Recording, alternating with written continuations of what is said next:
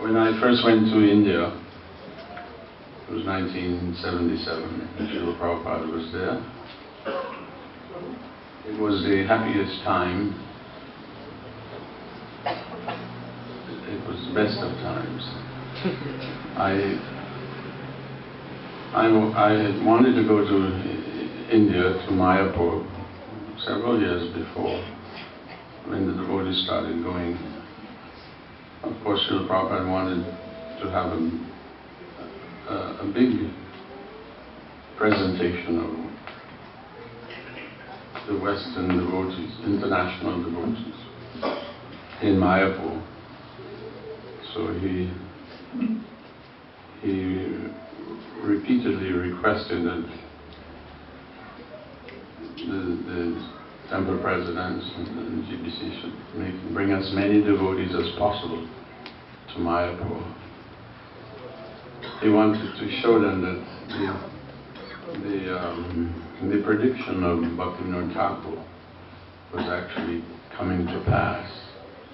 Bhaktivinoda Thakur had written that the day will come when there will be Vaishnavas from all over the world, Europe and America and other places, all chanting Jai Sachinandan, Jai Sachinandan.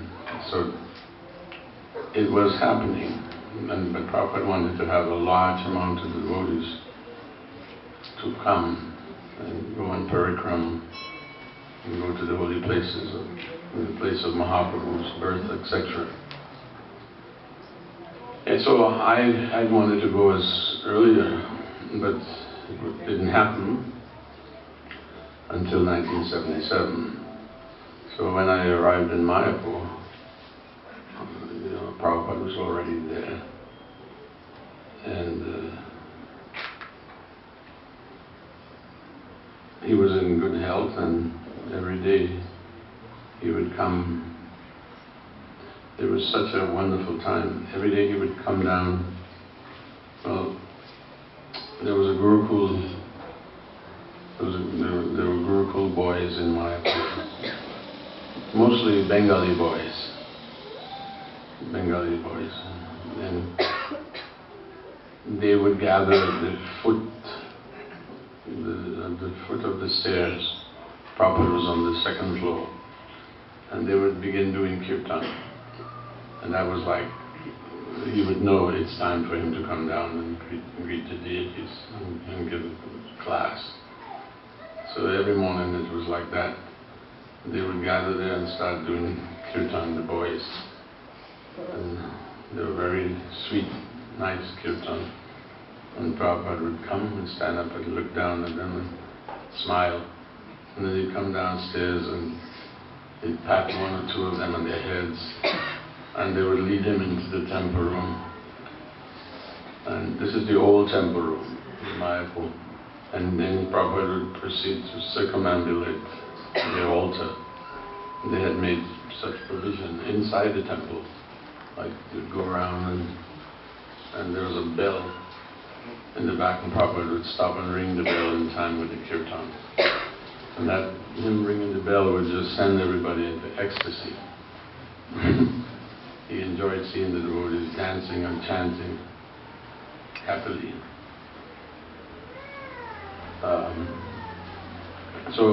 And then he would sit down and speak from the Chaitanya Charitamrita.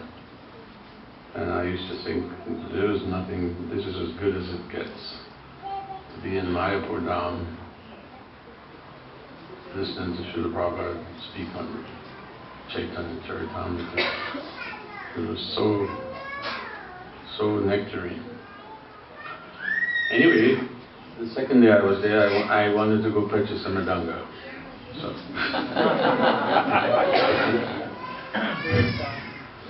So, I went to by myself. I asked the devotees, where can I buy a mridanga and how much will it cost? But the devotees who were living there, they said, it is not a fixed price. They said, you'll have to negotiate. So I went on my own. I got a rickshaw, I took the boat across the Ganga, and took a rickshaw on the other side, on the banks, and we were going to Navadvip. I told the driver, it's Mridanga. So he took me to one shop. And I went inside, and the man had, it was two men, they had about 30 mridangas in the shop. You know, I'd never seen so many mridangas together. But it's, you know, it's like a kid in a candy shop. I was very excited and happy. So I picked out one that I liked. You know, I hit it, and then I asked the man how much it was the cost, the price. And he said, oh, only 350 rupees. So I knew he was charging me too much. But I didn't know how much, what was it too much? I had no idea. I didn't know what it should cost. But I knew he's overcharging me. So I thought, I have to try to bring him down. So I said, I like this mridanga very much, but I can't afford it, it's too much. So he said, okay, I'll give it to you for 250 rupees. So I thought, wow, he's come down a whole 100 rupees. in half a minute. This is amazing. But of course, I thought, if he can come down so much in half a minute, how much more can he go? So you know, and all the time I'm calculating in my mind the exchange rate. You know, in those days, $1 American would get you 50 rupees. So it doesn't sound like a lot of money. But still, I want to know what is the real price. So I told him, oh, that is very kind of you. You know, you knocked off 100 rupees, but I can't afford it still. So he thought for a second. He says, okay, I'll give it to you for 200 rupees. So he took off another 50 rupees. And that sounds even better.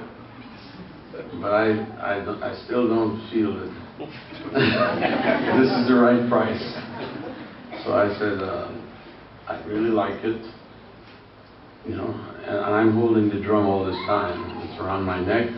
And I'm developing attachment. You know? So, but and I could afford what he was saying, but I want to know. So I said that I really like it. It's a beautiful drum, but I can't afford it. I'm sorry. So I took it off. I want it, but I'm acting like it, you know. So I took it off and I put it down. And I started walking towards the rickshaw. The rickshaw driver was waiting for me. And he was just observing the fun. So as I turned to walk, he grabbed my hand and he said, wait. He said, how much do you want to pay? And I don't know. I cannot. He had me stumped because I don't know what to say. He said, how much do I want to pay? And I don't know what's the price. So I thought for a second and I said, I really don't know, but I'm going to go for broke. I'm going to try say something, see what worst he can say is no. So I said, well, I can only afford 90 rupees.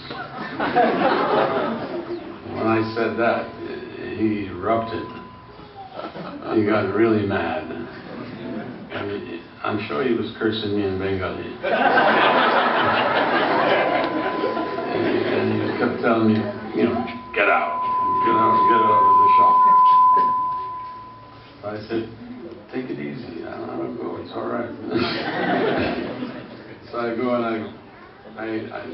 2 steps. I didn't even get in the rickshaw.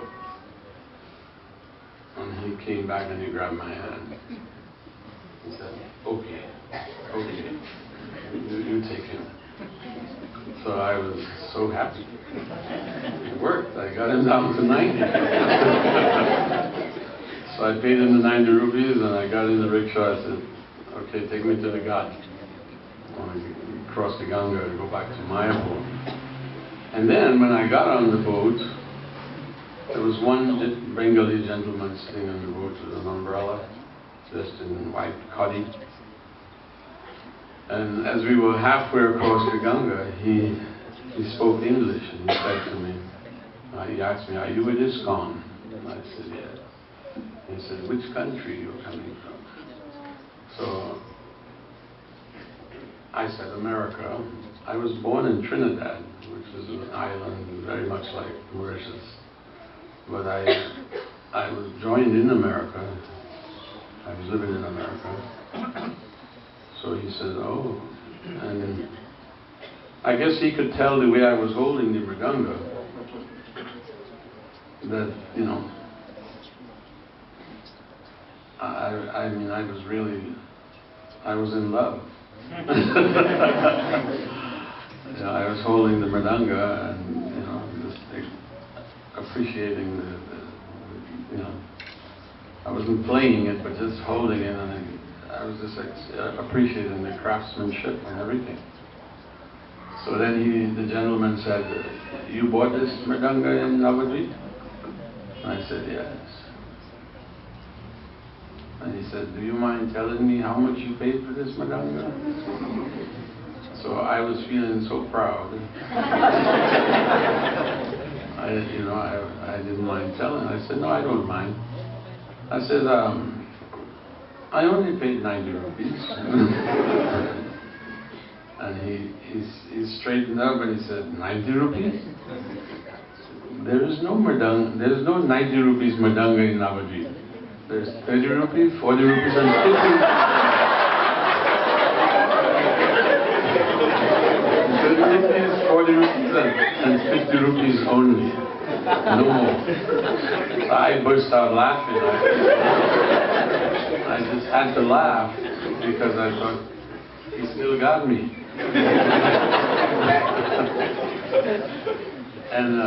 But that wasn't the end of the story. When I got back to the temple, I was walking down the hallways and there were some brahmacharis in the room, Westerners, Europeans, and they knew who I was. By that time, I had already developed some fame as a kirtan singer. So they saw me passing with the mridanga and they called me and they said, Agnideva, please come. And so I stepped into their room and they had like 5 or 6 mridangas. They had just purchased these mridangas in Navadvip earlier in the morning. So they asked me, what do I think of them? Are they good? So I said, yes, they're good. And I, you know, tapped on them and I said, they're good, they're good. And they said, we got them real cheap. I said, oh, how much did you pay for them? And one of them said, oh, we only paid 500 rupees.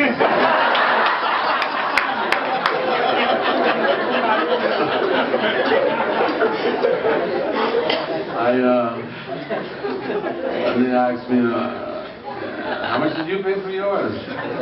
I didn't have the heart to tell them. I just, you know, I told a white lie. I said, it's something like that. And because I knew even if I told them, and even if they went back to the Mridanga Wala, there was no, you cannot, they don't take it back. Once you give the money, that's it. All sales final. So it would just be a disturbance or disruption. But that was my first experience of purchasing something in India. So.